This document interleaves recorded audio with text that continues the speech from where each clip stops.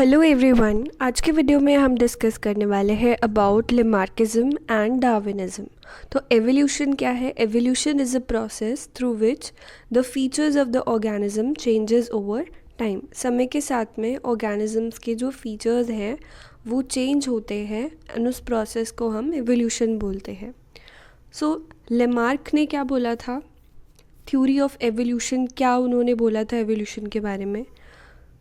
सो Lamarckism जो है वो दो प्रिंसिपल्स के ऊपर बेस्ड है। First is use and disuse and second is the inheritance of acquired character. तो पहला तो उन्होंने बोला कि जो भी बॉडी का पार्ट कोई भी ऑर्गेनिज्म ज़्यादा यूज़ करेगा तो वो जो पार्ट होगा वो ज़्यादा स्ट्रॉन्गर हो जाएगा, ज़्यादा लार्जर हो जाएगा। एंड जो बॉडी का पार्ट यूज़ नहीं करेंगे तो वो डिजनरेट हो जाएगा या वो लॉस्ट हो जाएगा, ख़त्म हो जाएगा। जैसे कि जिराफ की लंबी गर्दन होती है। सो उनके अकॉर्डिंग जिराफ की पहले छोटी गर्दन थी, तो वो ऊपर जो ट्रीज़ थे, जो लीव्स थी, उन तक नहीं पहुंच पाते थे। तो उन्होंने क्या किया, अपनी गर्दन को स्ट्रेच करना शुरू करा। तो स्ट्रेच कर करके वो अब हायर लीव्स तक पहुंच पा रहे थे। तो क्योंकि उन्होंने जनरेशन आफ्टर जनरेशन उन्होंने अपने इस ऑर्गन का जो इस बॉडी पार्ट का जो नेक है उसका इस्तेमाल करा, उन्होंने स्ट्रेच करी अपनी गर्दन।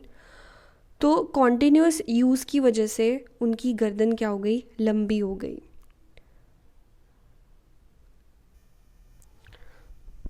ये तो एग्जाम्पल हो गया कि जो भी बॉडी पार्ट ज़्यादा यूज़ किया गया, जो भी ऑर्गेनिज्म है वो अगर कोई बॉडी पार्ट को ज़्यादा यूज़ करेगा तो जनरेशन बाय जनरेशन वो पास ऑन होता जाएगा।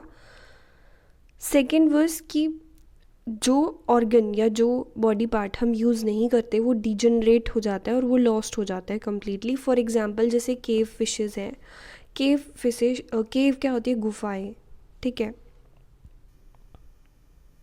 तो जो केव फिशेस थी वो ब्लाइंड थी, वो अंधी थी। वो ऐसा क्यों था? क्योंकि उनके जो एंसेस्टर्स थे वो बहुत सारी जनरेशन तक डार्क कंडीशन में रहे थे, अंधेरी वाली जगह में रहे थे। एंड क्योंकि उन्हें अंधेरे में देखने की तो कोई ज़रूरत होती नहीं है, तो उनको आइज़ का कुछ काम पड़ा ही नहीं। So because of the lack of use जो आइज़ हैं वो डिजनरेट हो गई। वो क्या हो गई? डिजनरेट हो गई। Second is inheritance of the acquired character, which states that characters acquired by first generation pass on to the second generation। जो भी हम अपने लाइफ टाइम में करेक्टर एक्वायर करेंगे वो नेक्स्ट जनरेशन में पास ऑन हो जाएगा। जैसे कि जिराफ्स ने क्या किया, अपनी लाइफ में ये करेक्टर को एक्वायर किया, अपनी जो नेक है उसको स्ट्रेच करा, तो उनकी गर्दन क्या हुई? लंबी हो गई। सो जनरेशन बाय जनरेशन उन्होंने क्या किया? स्ट्रेच करा अपनी गर्दन को इसी फैशन के अंदर, जिसकी वजह से क्या हुआ? इंक्रीमेंट हो गया in the length of the neck, जो कि जेनेटिकली फिक्स हो गया फिर अकॉर्डिंग टू लेमार्क।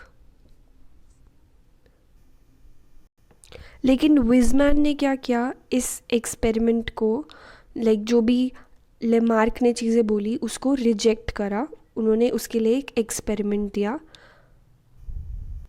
विजमैन ने क्या किया, उन्होंने माइस की टेल को कट किया। 20 जनरेशन तक उन्होंने ऐसा करा, लेकिन फिर भी जो उस माइस का बच्चा हो रहा था उसकी पूंछ थी, उनके जो ऑफस्प्रिंग्स थे उनमें टेल थी, क्योंकि वो कैरेक्टर उसके जीन्स में था, which are not affected by the life experiences जो भी उसके साथ हो रहा था। क्योंकि वो जो टेल का कैरेक्टर है वो तो जेनेटिक कैरेक्टर है। अब आते हैं डार्विनियन व्यू के बारे में। डार्विन ने क्या किया? चार्ल्स डार्विन ने एक थ्योरी प्रपोज करी एवोल्यूशन की। उसके हिसाब से क्या बोला उन्होंने? तो उनकी जो थ्योरी थी, उनका जो ये एवोल्यूशनरी व्यू था वो दो चीज़ों के ऊपर बेस्ड था। ब्रांचिंग डिसेंट, जिसको कि हम एडाप्टिव रेडिएशन बोलते हैं, एंड नेचुरल सिलेक्शन, दोनों के बारे में हम डिस्कस करेंगे। तो according to this theory there has been gradual evolution of life forms with new forms. तो धीरे धीरे एवोल्यूशन हुआ है, ऐसा नहीं एकदम से एवोल्यूशन हुआ है, धीरे धीरे एवोल्यूशन हुआ है। सो पॉपुलेशन के अंदर जो ऑर्गेनिजम्स हैं उनमें वेरिएशन हुई है, उनके कैरेक्टर्स में वेरिएशन हुई है ताकि वो एनवायरनमेंट में बेटर अडेप्ट कर सके। It means that individuals of a population are never same, and जो भी इंडिविजुअल बेटर सर्वाइव कर पाएगा वो सेलेक्ट कर लेगी नेचर उसे, and this is known as survival of the fittest, क्योंकि जो ज़िंदा रहेगा वही तो आगे रिप्रोड्यूस करेगा, उसके ऑफस्प्रिंग्स होंगे एंड वही उसकी जो जनरेशन है वो चलती जाएगी। सो organisms which adapt well will be selected by the nature and they will survive more in the nature, and this is known as natural selection. Selection means किसी चीज़ को select करना, natural क्योंकि nature select कर रहा है उन organisms को जो कि environment में better adapt कर पा रहे हैं. It means that individuals have more chances to the reproduction, क्योंकि जो ज़िंदा रहेंगे वही तो रिप्रोड्यूस कर पाएंगे और उन्हीं की जनरेशन जो है वो आगे जाएगी. So natural selection is based on, सबसे पहली चीज़ लिमिटेड नेचुरल रिसोर्सेज. जब लिमिटेड नेचुरल रिसोर्सेज होते हैं तो एक स्ट्रगल होती है for the existence. Varying characters in the members of a population. Variations are genetically inherited and population size is stable except the seasonal fluctuation. अगर हम giraffe का ही एग्जाम्पल लें, डार्विन के अकॉर्डिंग, डार्विन के व्यू से देखें, देखो नज़रिया अलग है, कॉन्सेप्ट वही है, नज़रिया डार्विन का अलग था और लेमार्क का अलग था. तो यहाँ पर डार्विन ने क्या बोला? डार्विन ने ये बोला कि पहले क्या थे, लंबी गर्दन के जिराफ भी थे, छोटी गर्दन वाले जिराफ भी थे. पेड़ जो थे वो लंबे लंबे थे, तो लीव्स जो हैं वो काफ़ी ऊपर थी, तो जो छोटी गर्दन वाले जो जिराफ थे वो वहाँ पर नहीं पहुँच पाते थे. ठीक है, ये देखो, ये यहाँ पे आप देख सकते हो, जो छोटे वाला है वो लीव्स तक नहीं पहुँच पाएगा, लेकिन जो लंबी गर्दन वाले हैं वो आसानी से लीव्स तक पहुँच पाते थे. जिसकी वजह से क्या हुआ, क्योंकि छोटे वालों को फूड नहीं मिला तो वो मर गए, एंड जो लंबी गर्दन वाला था वो ज़िंदा रहा. तो देयरफॉर उसने बेटर अडेप्ट किया इन्वायरमेंट में, नेचर ने उसको सेलेक्ट करा, तो ये मर गया, तो जो ज़िंदा रहेगा वही तो आगे रिप्रोड्यूस कर पाएगा. तो ये जो लंबी गर्दन वाला था यही सर्वाइव करा तो यही रिप्रोड्यूस करा, एंड देयरफॉर ये जो लॉन्ग नेक वाला जो कैरेक्टर था उसकी फर्दर जनरेशन्स में पास ऑन हुआ, एंड आज जिराफ की जो नेक है वो लंबी है. So long neck giraffes were randomly born and they have more offsprings due to their competitive advantage, and this is known as natural selection, survival of the fittest. Another example is industrial melanism, जो कि example है natural selection का. तो अब ये देखते हैं क्या होता है. दो वेराइटी के मॉथ थे, वाइट विंग्ड और डार्क विंग्ड, जिनका वाइट कलर के थे और एक डार्क कलर वाले थे. Before industrial revolution in England जो वाइट विंग्ड मॉथ थे वो ज़्यादा थे. ठीक है, यहाँ पे आप देख रहे हैं कि जो वाइट वाले हैं वो ज़्यादा है. बिफोर इंडस्ट्रियलाइजेशन वाइट वाले ज़्यादा थे क्योंकि उस टाइम पर कम पॉल्यूशन था, जिसकी वजह से जो ट्रीज़ का ट्रंक था वो लाइट था due to the lichen. Light background की वजह से जो वाइट वाले थे दे वर नॉट विजिबल, लेकिन जो डार्क वाले हैं वो विजिबल थे. लेकिन अब क्या हुआ यहाँ पर, क्योंकि लाइट बैकग्राउंड है तो ये वाले तो ज़िंदा रहेंगे, जो डार्क वाले हैं वो अलग से दिख रहे हैं, तो प्रीडेटर्स जो होंगे वो इनको आसानी से देख पा रहे थे एंड इनको वो खा जाते थे. देयरफॉर इनकी जो डार्क वाले थे इनकी पॉपुलेशन क्या थी, कम थी. लेकिन जब इंडस्ट्रियलाइजेशन हुआ, इंडस्ट्रियलाइजेशन के बाद जो डार्क विंग्ड वाले मौत थे वो ज़्यादा हो गए, उनकी पॉपुलेशन ज़्यादा हो गई। अब ऐसा क्यों हुआ? जब इंडस्ट्रियलाइजेशन हुआ तो एयर पोल्यूशन बढ़ा। पोल्यूशन बढ़ने की वजह से जो ट्री की ट्रंक थी वो डार्क हो गई, जिसकी वजह से जो वाइट वाले थे वो अब विजिबल होने लगे प्रीडेटर्स को। तो वो वाइट वालों के ऊपर अटैक करने लगे, प्रीडेटर्स उनको खाने लगे। अब जो डार्क वाले थे उनको फ़ायदा हो गया, डार्क बैकग्राउंड पे डार्क वाला नहीं दिखता। भाई ब्लैक कलर पे ब्लैक कलर की चीज़ बैठी है और एक वाइट कलर की चीज़ बैठी है, तो कौन सी ज़्यादा नज़र आएगी? वाइट वाली। तो अब वाइट वाली को जो है प्रीडेटर्स ने खाना शुरू कर दिया, जिसकी वजह से उनकी जो पॉपुलेशन है वो काफ़ी ज़्यादा डिक्रीज़ हो गई। सो यहाँ पर आपने देखा that nature has selected only those moth which were better suited,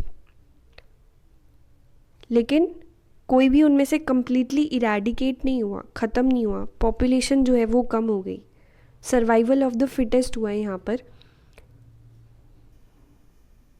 सो आपने देखा पहले तो जो डार्क विंग्ड वाले थे वो 10% ही थे, लेकिन इंडस्ट्रियलाइजेशन के बाद उनकी जो पॉपुलेशन है वो बढ़ गई, नेचुरल सिलेक्शन हो गया एंड उनकी जो पॉपुलेशन है वो बढ़ गई, 80% हो गई।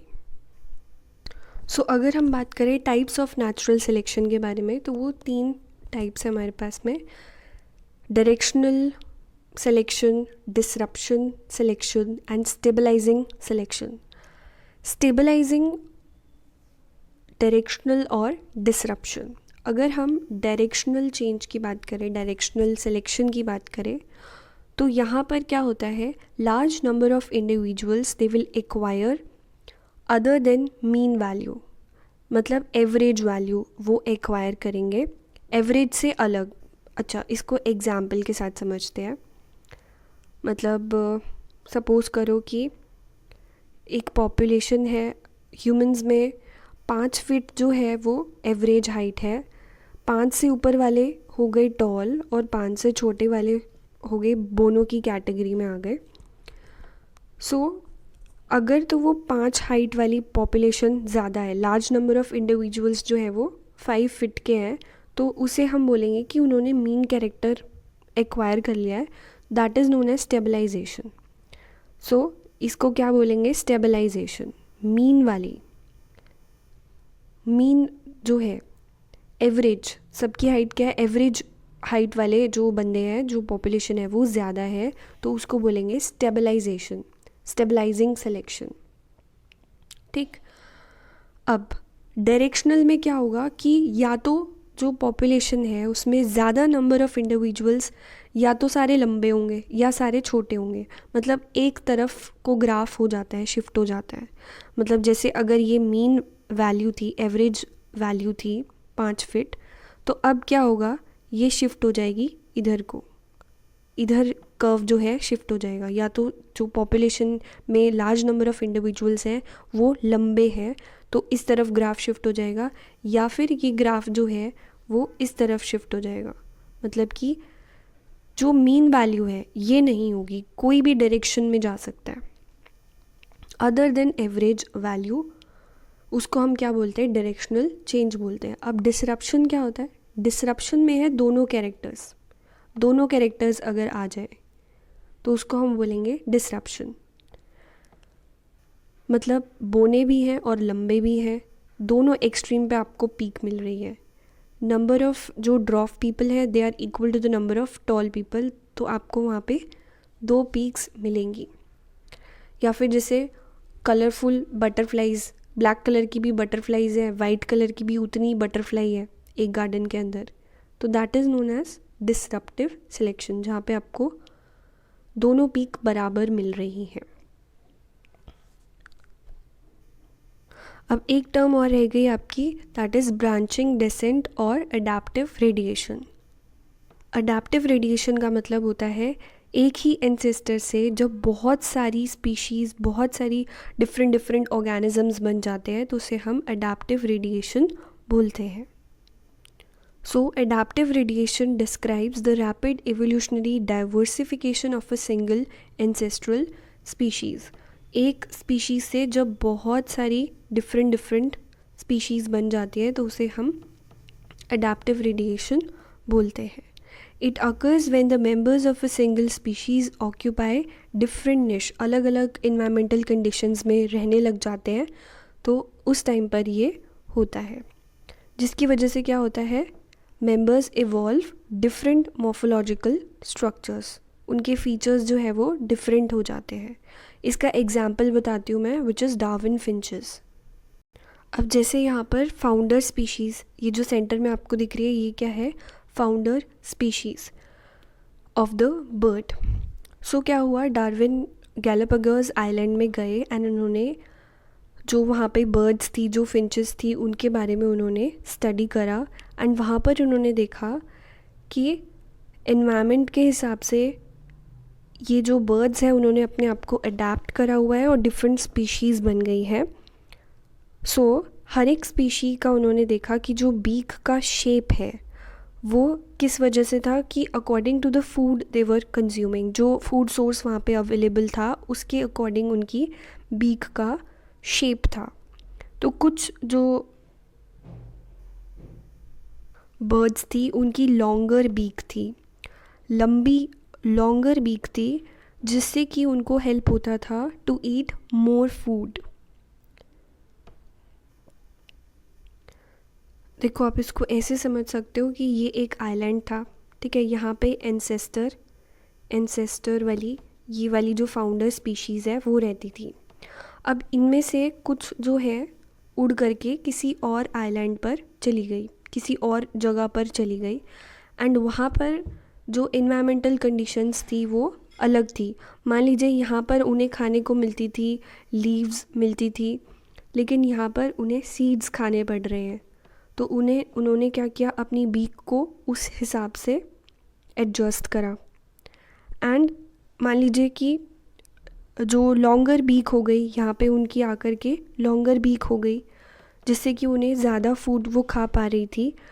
सो यहाँ पर लॉन्ग बीक वाली जो बर्ड्स थी वो सर्वाइव करी एंड उन्होंने अपना जीन जो है वो अपने ऑफस्प्रिंग में पास ऑन किया and gradually over many generation जो बीक लेंथ है वो ग्रो हुई until it become differentiated from the founder species. So इस ऐसे क्या हुआ, एक नई स्पीशीज़ बन गई लंबी चोंच वाली बर्ड्स की. सो यहाँ पर आप देख सकते हैं